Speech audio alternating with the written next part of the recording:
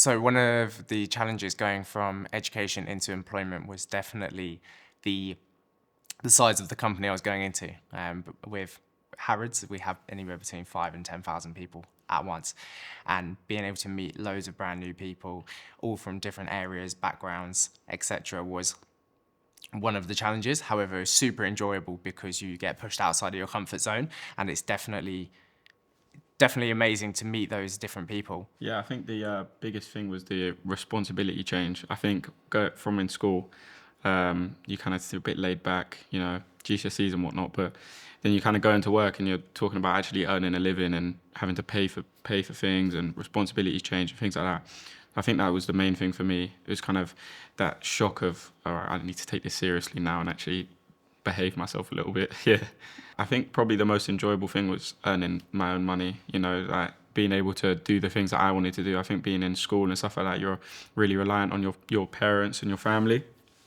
I think when you go into your own work and you kind of starting to make a living and whatnot, I think it's a lot easier to be able to do the things that you want to do by yourself, and kind of go out and explore a lot more, which is more enjoyable. Having to go from like a structured environment to like you're responsible for you being on time, being dressed, being ready for workplace is different to probably the kind of the college and the university environment. And I think behaviourally and mindset is a big shift as well. It is having that individual responsibility is far more on you now than it was before. I was studying 3 days a week at a college before I come to Harrods, so life was very easy, very relaxed, and suddenly you're put into an apprenticeship role where you've got to study as well and hit your grades, but also have a day job 5 days a week as well, and balance both. So a lot more to manage, I would say, and obviously thinking about career progression and things like that, and the steps that you want to take was something always on the back of my mind. It's I would say that a bit of the best of both worlds. I'm still studying, I'm still learning, I'm still getting educated, on the program. But most of the time I'm spending, working and building a career for myself.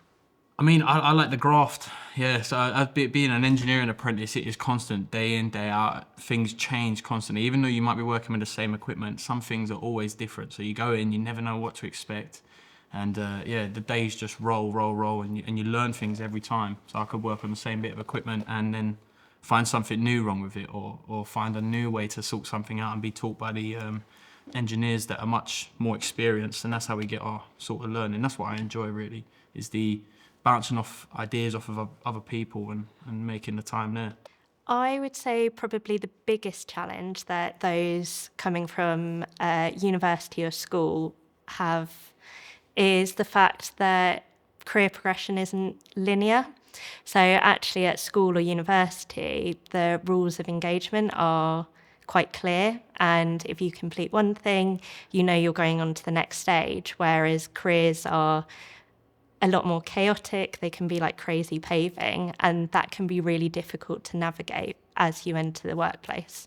When you move into employment, I think that those structures, while they might exist to an extent, especially for an early careers staff member, there's definitely nowhere near to the same extent as you would have in education. In education, there's the teacher, there's the parent, there's the peer, there's the principal who might need to get you across somewhere. But in employment, you might have a line manager, but often there's a lot more autonomy in how you operate. And I think that's a definitive shift from education to employment. And I mean, depending on how you approach it, some might view that as a challenge, but I would prefer, if I was working with an early careers person, to how do they see that as an opportunity for success? It's an opportunity to have more autonomy in what you're doing. It's an opportunity to have more responsibility. And I think that's so important as an early careers person, how you frame what some might deem a challenge and embrace it. I think that will always will have a positive outlook on from those around you. It is definitely difficult when your friends are not around and they're not having to be at work for 6 o'clock in the morning, and they're off enjoying themselves. But the reward is that you've got that work experience to help you. For me, I came from university into working at Rolls-Royce. So it's very different environment from like the university life, very different lifestyle. The biggest adjustment was like getting up in the morning and getting yourself to work, and you had to like account yourself for like time management skills, and you're meeting those people, you have to create like a network, and it's a very different environment to what they tell you it's going to be at university. It took about 3 months before I felt like fully adjusted to the world of work. I like that there's a set routine. You can manage your own calendar. You know where you need to be, when you need to be there. You have more like free time in the evenings. It's quite nice not to have to do like assignments and stuff in your free time, and not work like every evening, late shifts, because you have, like, you're in the office, you know what times you need to be in the office, and it's the same every week. Is a really exciting time moving from education into your first ever job. And I think when you're at school or university, you're learning from memory a lot of the time. But then when you move into the workplace, you're expected to really apply that knowledge. So of course you're still learning, you're still gaining knowledge along the way. Memory is important, but it's the way that you are then analysing the information and then providing a solution to whatever you're working on. So it's a bit of a different mindset when you're then in the workplace. And that's how I think people can really develop quite quickly when they move into their first role. It was quite a jump for me because I came straight from GCSEs. I was 16, not used to any working environment at all.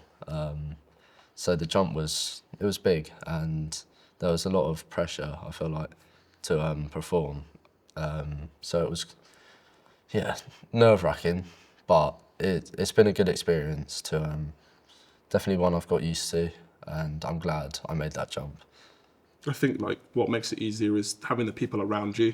100%. Like there's always like someone, like whether it be your like actual training advisors or your manager kind of thing, because we have our training advisors who are like specialists to the apprentice training side, and then we have our managers in terms of like our like production or like our department or who we're working with who look after us as well. So it's like having two people to go to, and then plus like, I mean, I'm a bit older than you, so I'm a third year and he's a second year.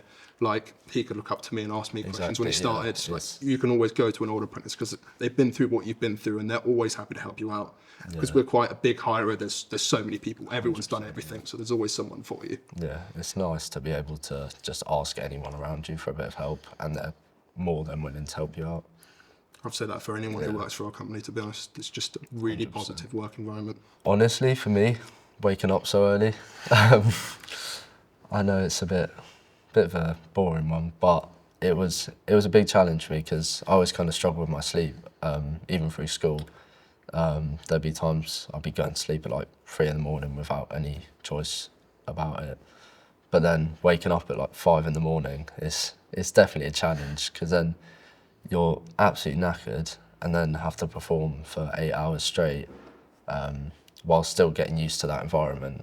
It does make it a big challenge, and I honestly did really struggle at first, but I'm definitely way more used to it now.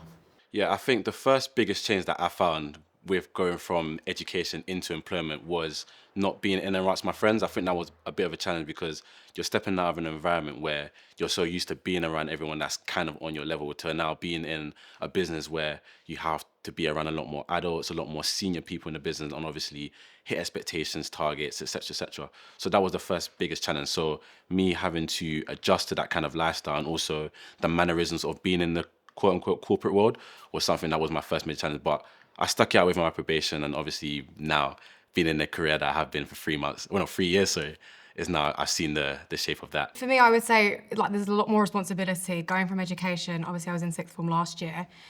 There's no one telling you what you need to do. You need to be very accountable with what you're doing. You have to self-motivate a lot of the time, and it's really important to stay on top of it.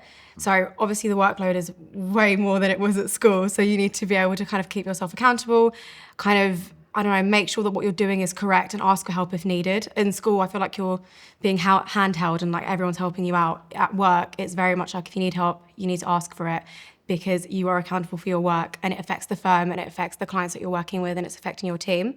So you need to make sure that whatever you're doing, you're making sure that it's consistent, that you're doing it effectively, and that you're able to communicate to your team effectively if you need help or if you don't. I think you picked up a couple of really good points actually, and just you may well be delivering to more than one person. So to be able to prioritise and understand other people's different priorities, Yeah, definitely. that they'll sometimes clash. And it's a question of whose is more important, or they're both important. You've got to go and challenge those individuals and say, I've got these two pieces of work, which comes first? So yeah, that's a really important thing to pick up. Prioritization is a really good skill that you need to learn in the workplace, because you're not taught it in school. No. You need to be able to say, this is what I've got going on today. I might need help with this. This is something I can't complete on today's deadline. And you have to be understanding with other people's work schedules, like you said, because not everyone's working on the same timeline as you. So you need to ensure that you communicate that well. The biggest difference between moving from education to employment is, I suppose, the fact that you're in a completely different environment. I think when you're at school or college or university, you're surrounded by people who are very much in the same headspace, perhaps even the same age as you.